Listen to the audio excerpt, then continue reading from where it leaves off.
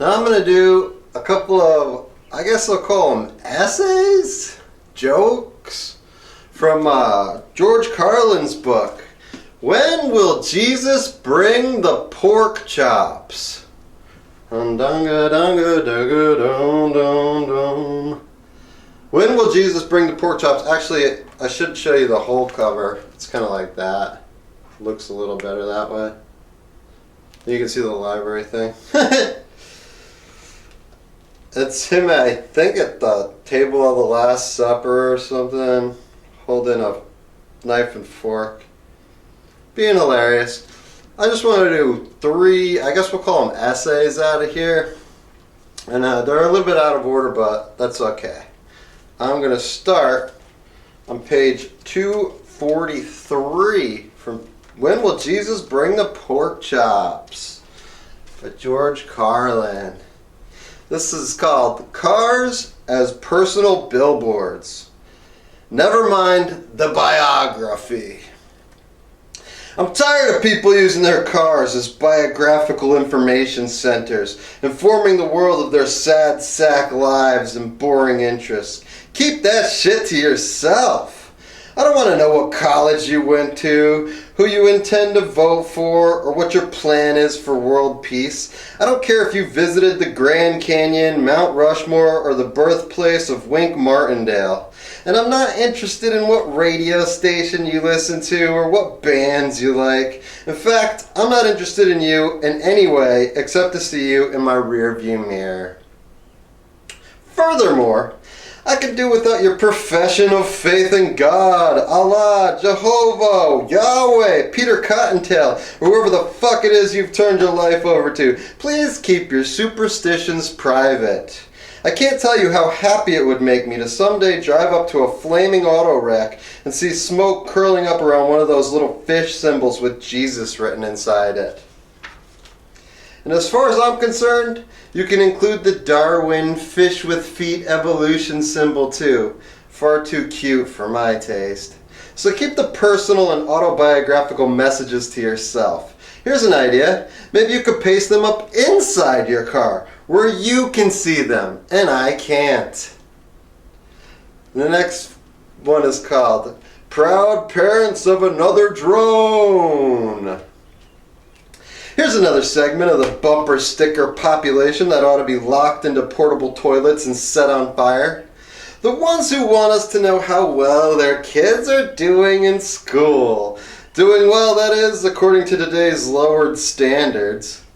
We are the proud parents of an honors student at the Franklin School, or the Midvale Academy, or whatever other innocent-sounding name has been assigned to the indoctrination center where their child has been sent to be stripped of his individuality and turned into an obedient, soul-dead, conformist member of the American consumer culture. What kind of empty people need to validate themselves through the achievements of a child? How would you like to live with a couple of these blockheads? Say, Justin, how's that science project coming along? Fuck you, Dad, you simple-minded prick. Mind your own business and pass the Fruit Loops, you fucking cunt dork. Here are a few parental bumper stickers I'd like to see. We are the proud parents of a child whose self-esteem is sufficient that he doesn't need us promoting his minor scholastic achievements on the back of our car. That would be refreshing. We are the proud parents of a child who has resisted his teacher's attempts to break his spirit and bend him to the will of his corporate masters. A little Marxist. But what's wrong with that?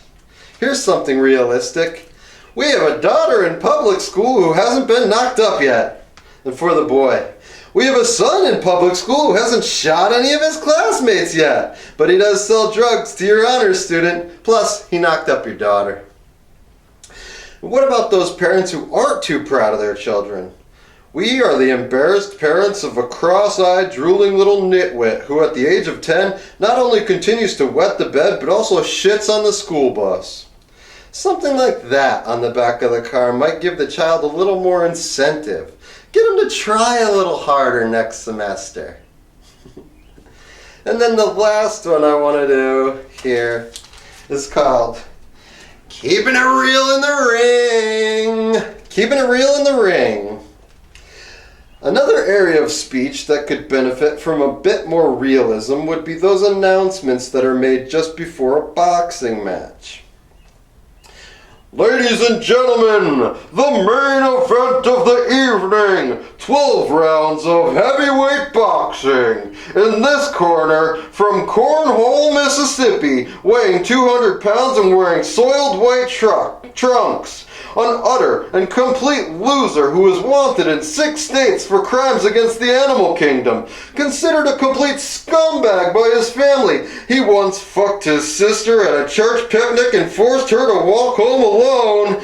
Also, on at least 4 occasions, he has taken out his dick at the circus and waved it at the trapeze lady. Here he is, Henry Gonzalez!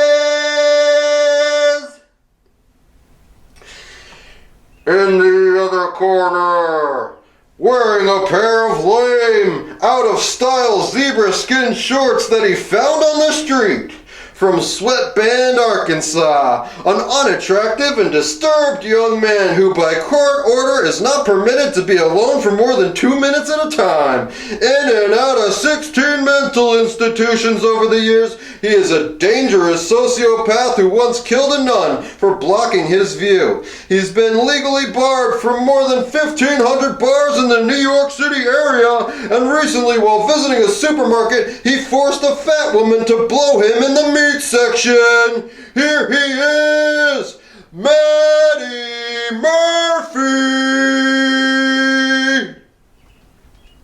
The fighters move out to the center of the ring to have the boxing rules recited to them.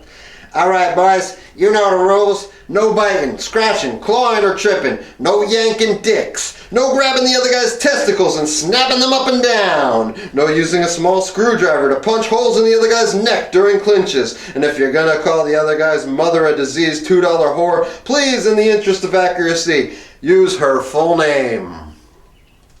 And let's see the boxing match. All right, that is hilarious. This guy is so funny. And then this is one of, I guess, like 3 books, I guess I would say, that are just like this. The other one being Brain Droppings, and then the other one, the last one being Napalm and Silly Putty. This one is When Will Jesus Bring the Pork Chops? Very funny book. Check it out if you got some spare time. Perfect for bathroom reading if you're going to take a crap. Let's make it big, spread it out, let you get the look.